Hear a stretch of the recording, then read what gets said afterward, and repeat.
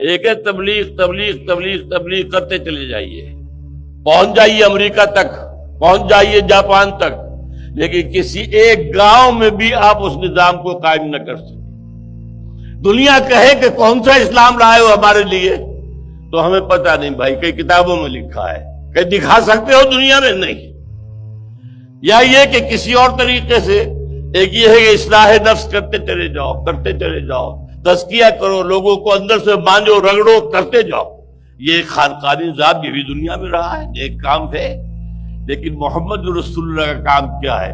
تبلیغ بذریعہ قرآن، یتلو علیہم آیاتہ ہی، اور پھر تزکیہ کہ اندر سے ساری امنگیں، ساری آرزویں ختم ہو جائیں، سوائے اللہ کے دین کے غلبے اور اللہ کی رضا کا حصول اور آخرت کی فلاح کا حصول۔ کوئی اقتدار کی طرف، کوئی شہرت کی طرف، کوئی دولت کی طرف نہ باقی رہے۔ اور پھر یہ ہے کہ ان لوگوں کو جوڑو، جمع کرو، طاقت بناؤ۔ اس لیے یہ جان لیجئے، نظام کبھی وعد و نصیحت سے نہیں بدلا، کبھی نہیں بدلا۔ ہاں، اخلاق بدل جاتے ہیں، کوئی نظام میں جزوی تبدیلی بھی آ سکتی ہے، ریفارمیشن کسی درجے میں ہو سکتی ہے، نظام نہیں بدلے گا۔ کیا بادشاہت کا نظام فرینچ ریولوشن کے بغیر دنیا سے ختم ہو سکتا تھا؟ کیا کمیونزم دنیا میں خوریزی کے بغیر آ سکتا تھا؟ ابھی مثال دی گئی ہے ایران کی، وہاں جانے دیے، 20,000 آدمیوں نے جانے دیے، جانے دینے تو پڑیں گے۔ ہاں، انہوں نے خود ہتھیار دے کے استعمال کیے اور ایران کی فوج کے خلاف، یہ بات بالکل مختلف ہے۔ جانے تو دینی پڑی ہیں، نہ تعلیم و تدریس سے، نہ تبلیغ سے، نہ تزکیے سے، محض ان سے کام نہیں ہوگا جب تک کہ یہ سارے کام اقبال نے جو ہے 2 شعر میں جمع کر دیے۔ واقعتاً میں حیران ہوتا ہوں کہ جب یہ شعر کہے وہ کس جگہ پر ہوں گے جہاں سے وہ بات کر رہے تھے۔ گفتند جہان ماں آیا بتویں سازد، اے اقبال، ہم نے تمہیں جس دنیا میں بھیجا ہے تمہیں پسند آئی؟ گفتم کے نمی سازد، میں نے کہا نہیں، اچھی نہیں ہے، کیا ظلم ہے۔ یہاں جو ہے خواجہ خونے رگے مزدور سعادت لال ناب، یہاں کا سرمایہ دار جو ہے مزدور کے رگوں کے خون سے اپنی شراب کشید کر کے پی رہا ہے، یہ مجھے کیسے پسند آئے دنیا۔ اور از جفائے دہ خدایاں کشت دہقانہ خراب، اور یہ زمینداروں اور جاگیرداروں کے ظلم و جور سے دہقان کی جو ہے کھیتی ویران ہو گئی۔ تو اس لیے مجھے انقلاب انقلاب ہے انقلاب، تو کہا کہ مجھے پسند نہیں آیا۔ فرمایا گفتند کے برہمزن، توڑ دو، پھر اس کو ختم کر دو۔ اب کیسے ختم کر دیں؟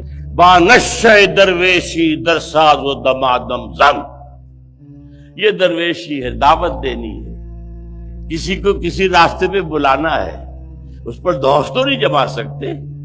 بعض کہو گے تو نصیحت دل سے نکلی ہوئی بات ہوگی، اس کی خیر خواہی کی بنیاد پر ہوگی۔ وہ بات کہو گے، وہ گالی دے جائے گا، چپ رہو گے۔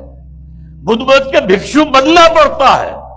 12 برس مکے کے اندر کیا تھا کہ چاہے تمہارے ٹکڑے اڑا دیے جائیں، تم ہاتھ نہیں اٹھا سکتے۔ چاہے دہتے ہوئے انگاروں پر لٹا دیا گیا خباب بن الارت کو، انہیں اجازت نہیں تھی، ورنہ ایک آدمی سمجھے کہ مجھے تو زندہ بھون رہے، کباب بنانے لگے ہیں، اگر اجازت ہو تو 2-4 کو مار کر تو مرتا نا انسان، ایسے تو نہیں مرتا۔ لیکن نہیں تھی، اجازت نہیں تھی۔ پیسو ریزسٹنس، اسبرو یا آل یاسر فإن موعدکم الجنہ، بدترین ٹارچر کر رہا ہے ابو جہل حضرت سمیہ کو اور حضرت یاسر کو رضی اللہ تعالیٰ عنہما۔ لیکن حضور پاس سے گزرتے ہوئے کیا کہتے ہیں؟ اسبروا یا آل یاسر فإن موعدکم الجنہ، اے یاسر کے گھر والوں صبر کرو۔ یہ سارا دور صبر کا تھا، یہ درویشی کا تھا۔ باندشہ درویشی در ساز و دمادم زن، جو پختہ شوی خود را بر سلطنت جم زن، جب تیار ہو جاؤ، تعداد کافی ہو، ڈسپلن کے خوگر ہو چکے ہوں، تن من دھن یہاں تک کہ جان دینے کو تیار ہوں، سر سے کفن باندھ لے، دل تمام آرزوؤں سے خالی ہو چکے ہوں، اور وہ اور اس کے لیے کمر کس لیں، تو پھر یہ کہ اگر مناسب تعداد بھی ہے تو میدان میں آؤ، للکارو باطل کو، اب میدان میں آ کر ٹکراؤ۔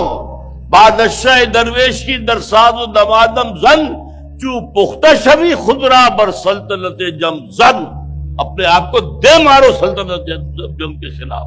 یہ ہے انقلاب کا طریقہ، یہ ہے طریق محمدی صلی اللہ علیہ وسلم۔ وَاللَّهِ إِلَيْهِ أَصْلُهَا آخِرُ هَذِهِ الْأُمَّةِ إِلَّا بِمَا صَلَحَ بِهِ أَوَّلُهَا۔ یہ تو پیشین گوئی حضور کی ہے کہ اس امت کے آخری دور میں قیامت سے پہلے پوری دنیا میں خلافت کا نظام آئے گا، آ کر رہے گا، لیکن آئے گا کیسے؟ امام مالک فرماتے ہیں کہ اسی طریقے سے آئے گا جس سے پہلی مرتبہ آیا۔